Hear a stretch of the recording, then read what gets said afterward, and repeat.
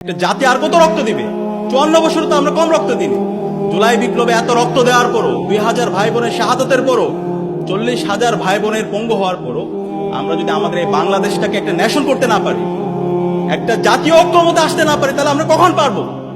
আমি সবাইকে অনুরোধ করবো, ডাকসুর পক্ষ থেকে আমি সারা বাংলাদেশের সকল মুক্তিকামী শিক্ষার ছাত্র জনতাকে, সকল রাজনৈতিক দল, ছাত্র সংগঠন, সকল মানবাধিকার কর্মী, অ্যাক্টিভিস্ট সবাইকে আমি অনুরোধ করবো, এখনই সময় আমাদের জাতীয় ঐক্যমতে আসা।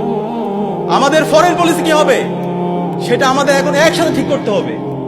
আমাদের রাজনৈতিক যে প্রতিষ্ঠানগুলো আছে সে প্রতিষ্ঠানগুলোকে শক্তিশালী করার জন্য আমাদেরকে ঐক্যমত হইতে হবে।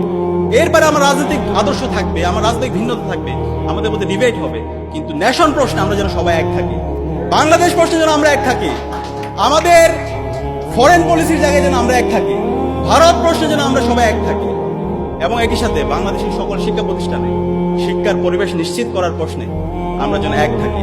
এভাবে যদি আমরা ঐক্যবদ্ধ হতে পারি তাহলে বাংলাদেশ আর কখনো পথ হারাবে না।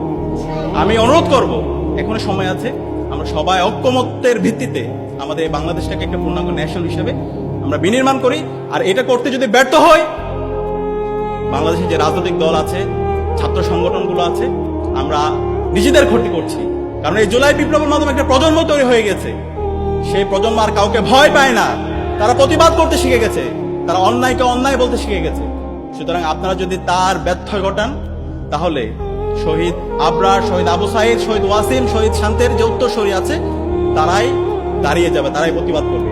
তাদের আপনাদের যে বিগত ফেসিবাদের যে পরিণতি হয়েছিল তার চাইতে খারাপ পরিণতি আপনাদের হবে।